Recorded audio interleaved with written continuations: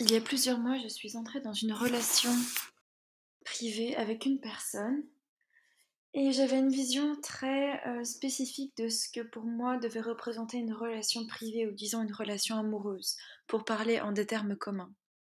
Pour moi, pour être dans une relation amoureuse, je devais d'abord me sentir bien avec moi-même, m'aimer complètement à 100 voire 200%, avoir une vie déjà bien programmée pour moi, c'est-à-dire que mes activités soient la base de mes journées, que j'ai mes propres activités et que l'autre soit simplement la cerise sur le gâteau, que je puisse mener mes activités personnelles à bien et que cette personne soit vraiment un plus. Ensuite, que l'on puisse vivre chacun de notre côté et que l'on se voit vraiment que quand on a envie de se voir.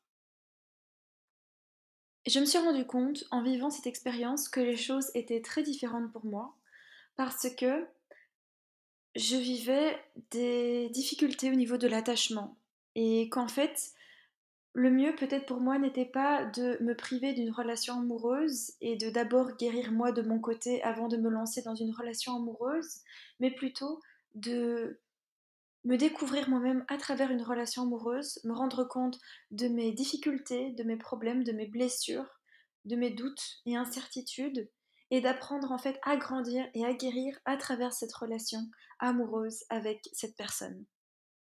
Ce qui a été pour moi un grand changement de paradigme dans ma tête, parce qu'il n'était plus question d'apprendre à guérir seule en dehors d'une relation, mais d'apprendre à guérir et à me trouver moi-même davantage en étant dans une relation amoureuse. Et j'ai cette phrase d'une personne proche de moi qui me revient et qui m'avait dit: mais comment veux-tu apprendre à mieux te connaître et à savoir où tu en es au niveau des relations amoureuses et de toi-même en n'étant pas dans une relation amoureuse? Comment veux-tu apprendre à te réparer, à te guérir, à te connaître mieux sans te confronter à la situation? Et je pense que dans une certaine mesure, c'est possible d'apprendre à guérir en dehors de ce qui nous bouscule, mais que c'est aussi bien de se confronter à ce qui nous bouscule pour apprendre davantage sur soi. Et j'ai décidé de faire l'expérience d'être dans une relation amoureuse avec cette personne. Et je me suis rendu compte de beaucoup de choses sur moi, notamment que j'avais un type d'attachement qui m'empêchait de construire des relations saines et que là, en fait, j'ai eu la chance de tomber sur une personne qui a un type d'attachement sécurisant, sécurisé, qui fait que je peux, moi, avoir confiance en cette personne et dans cette relation et que je peux m'ouvrir davantage sans avoir peur que l'on m'abandonne, que l'on me rejette, que l'on me quitte, parce que je sais que cette personne est fiable, je sais que je peux compter sur cette personne, qu'elle est honnête, sincère, et que oui, je peux lui faire confiance tout simplement et que donc je ne suis pas dans un mode d'hypervigilance par rapport à cette personne en ayant peur qu'elle me quitte à n'importe quel moment. Parce que je lui fais confiance et je lui fais confiance pour me dire s'il y a quelque chose qui ne lui convient pas, qui ne lui va pas. Donc je suis dans cette relation amoureuse sécurisée, sécurisante, ce qui est un grand changement pour moi parce que dans le passé je n'ai été qu'une fois dans ce type de relation et encore la personne avait un type d'attachement évitant. Ce qui fait que je ne pouvais pas tout à fait lui faire confiance parce qu'à certains moments, elle me rejetait ou elle partait, elle s'en allait. Il y a différents types d'attachement en fait. Il y en a trois principales. Le type d'attachement sécurisant, le type d'attachement anxieux évitant et le type d'attachement anxieux ambivalent. Dans le premier, la personne est sécurisée et sécurisante. Elle a confiance en la relation et ne se sent pas en danger dans celle-ci.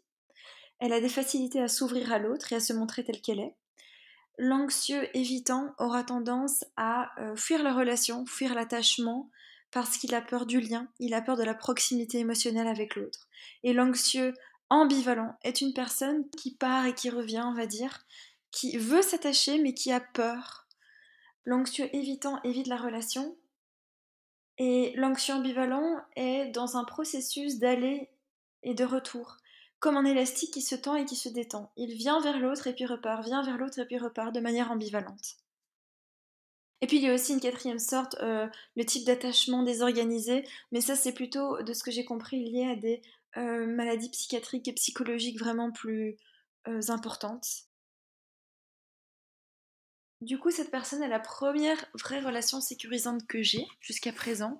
Enfin, il y avait la précédente, mais qui était plutôt de style évitante. Et je me découvre dans cette relation. Je découvre que je peux me sentir apaisée dans une relation sans avoir besoin de regarder n'importe quel signal que m'envoie la personne et me demander si c'est un signe qu'elle va partir, si c'est un signe que peut-être je ne l'intéresse plus, si c'est un signe que peut-être elle n'est plus, oui, intéressée par moi. Et je me rends compte que je peux apprendre à me découvrir dans cette relation, ce qui est vraiment nouveau pour moi. Je le dis comme ça de manière simple, mais c'est vraiment un changement de paradigme pour moi. Et je me rends compte à quel point je suis anxieuse dans ma vie de manière générale et que cette anxiété est liée à ma personnalité, mais aussi à mes expériences de vie, notamment à mon attachement anxieux dû à mes premières figures d'attachement, c'est-à-dire mes parents. Ce que je tiens à préciser aussi, c'est que j'ai découvert à travers cette première expérience, on va dire, de relations sécurisantes, que j'ai tendance à vivre de la dépendance affective en fait, et que je cherchais à contrer cette dépendance affective par une hyper-indépendance, qui est en fait le revers de la même médaille, on va dire.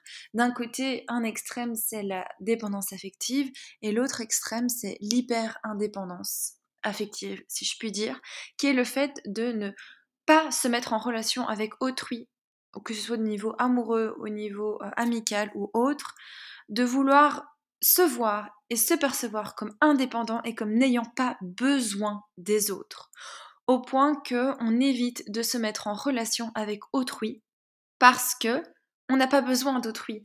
Donc c'est une autre forme d'extrême parce que là du coup, on se considère comme pouvant se débrouiller tout seul pour tout.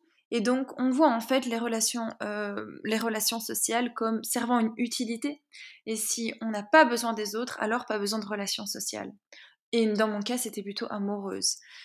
Et là, je découvre une autre forme de relation, qui est une forme de relation avec un type d'attachement différent, je dirais, un type d'attachement sécurisant de la part de l'autre, ce qui est en fait une bouffée d'air frais pour moi parce que je peux apprendre à me découvrir dans cette relation.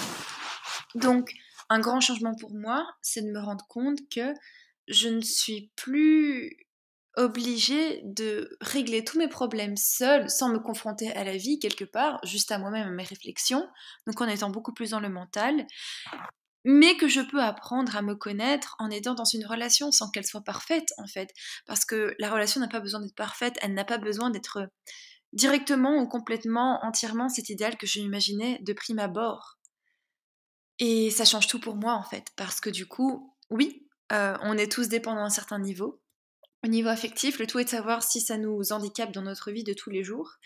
Et dans mon cas, je suis vraiment heureuse de pouvoir apprendre à me découvrir et à me guérir à un certain niveau dans cette relation amoureuse plutôt que de continuer mon chemin toute seule en me disant le jour où je serai guérie, où je serai vraiment réparée, je me mettrai en couple et j'attirerai à moi la bonne personne. Là, je suis en train en fait d'expérimenter, de vivre, de faire des expériences dans cette relation présente qui est imparfaite, mais qui à ce niveau-là est quelque part plus que parfaite pour moi parce que c'est une grande source d'expérience, de joie, de bonheur et d'apprentissage sur moi-même.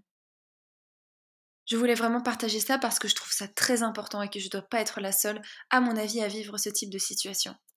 Donc voilà, je suis heureuse d'avoir partagé ça avec toute personne qui m'écoutera. Belle journée.